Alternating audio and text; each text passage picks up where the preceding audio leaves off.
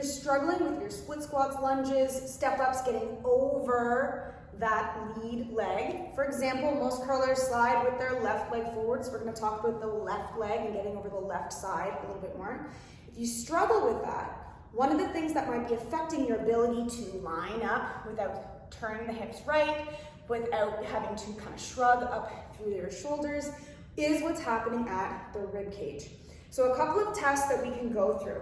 Number one, if we do a lateral flexion test, and there's a big discrepancy for that right-handed curler to the left. So let's say I can reach just above my knee on when I go to the right, so I'm lengthening this left side, and then I can't quite get to the same spot on my right. It suggests that this right side is a little bit compressed.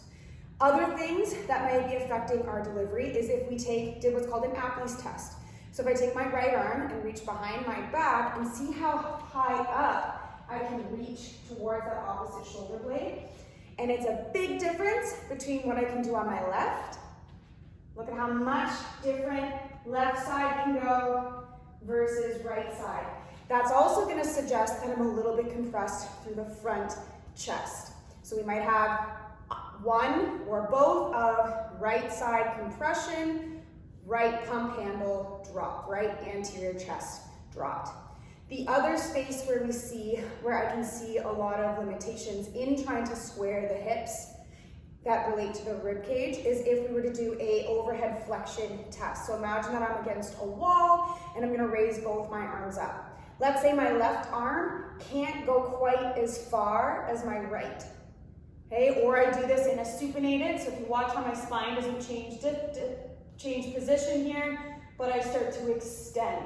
It's going to suggest that I'm really tight through the back here and I can't separate that shoulder blade. Okay, so if we've got within the rib cage multiple things going on or one thing going on, maybe you struggle with raising that left arm overhead, so you're compressed in the back ribs here.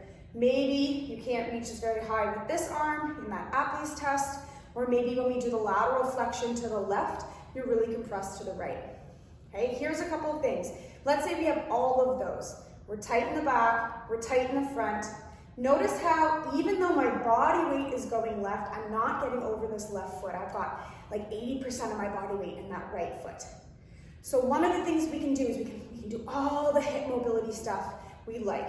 Okay, I can say, okay, I'm really good at being on my right, but I can't get into my left. I can't get that hip internal rotation. My hip always hikes. I can't figure out what's going on. I'm doing hours and hours of mobility and stability stuff on that left side.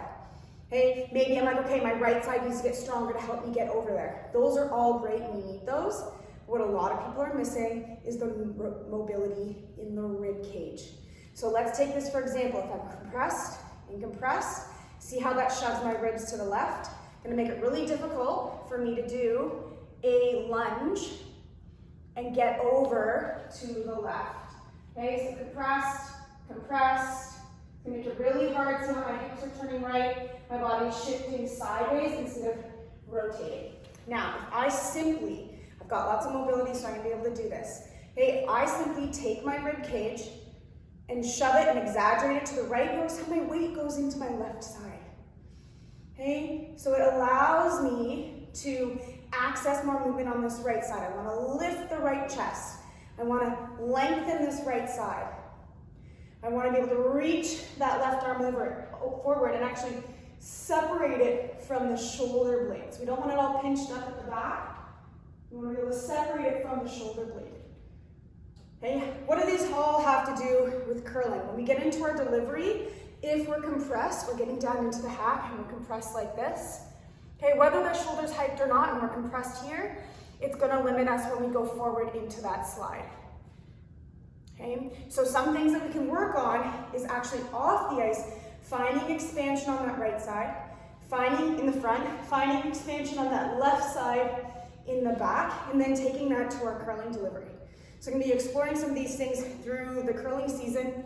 My club doesn't have ice for about a month or more, so we'll see what we can get. Okay, some of the things in terms of setup though are just thinking about keeping the chest up. So I'm not flaring the ribs. So I'm not flaring the ribs up, but I'm trying to be able to breathe up into the chest. Okay, with that broom arm, Okay, instead of pinching it in, I'm trying to let it separate from the shoulder blade and almost lean my rib cage back. Okay, and that's gonna allow me to bring this hip back. Let me explore that one just for you for a moment. So we've got rock, we've got broom, and we're trying to get that broom head and the rock in line, not only because it shows that we got square shoulders, that we're lining everything up along the line of delivery, that we're pushing straight at the target, but it also gives us opportunity to think expansion in that left back ribs. Okay, so we can get some expansion in that left back ribs by breathing into the back. Okay, we can expansion in the front ribs even just by kind of pretending we're doing a row and kind of tightening the muscles back there. Not pinching, but tightening the muscles in here. So you want to keep that rib cage expansion and see if you can breathe into that right chest. Okay, couple of exercises. Let me just see if we can help you out here. We can use a ball, tiny ball, big ball, whatever works for you. Lie on a yoga mat. Okay, I can lie over this ball, okay, and allow myself to open up and expand this right side. So I'm using this leg to support. Now, realistically, we want to get to a space where I can feel like this hip can drop away. So whether it's up or down here is fine with me. So we're trying to expand into the ribs and I'm supporting my head. So taking 5 breaths here and watching how my hand will actually rise either from up here or down here, down in those side ribs there. So imagine where our bra strap is. We're trying to expand that bra strap area and above. Okay, filling up with air. And then just deflate on the exhale. So not necessarily trying to force that air out. So taking about 5 breaths like that, seeing if that changes anything. With that, Apley's test. Can I reach a little bit further? Oh, magical. Super magical. I haven't warmed up yet today. Okay? On the other side, that left side, if I lay across, same thing, support the head, but I actually want to reach my hand out in front. Okay, so maybe getting a yoga block to help to reach towards maybe the wall. Hey, this could be a pillow that you shove underneath your ribs. It doesn't have to be this high.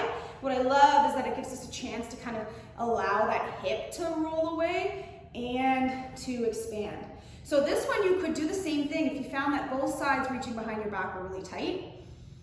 Or if we really need that overhead flexion, we need that space. Hey, we're reaching the arms forward and I want you to watch how I'm almost trying to lean away from it. Okay, so I'm in a space where I'm kind of compressed back there, and I'm trying to lean away. Now fall off the ball though, and breathe into the back there. Okay, I'm gonna show you this from this angle here. Okay, so you can see how I lean away from it once I get set up. Okay, so I'm gonna kind of almost push my body back as I keep my hand pressing down on the roller.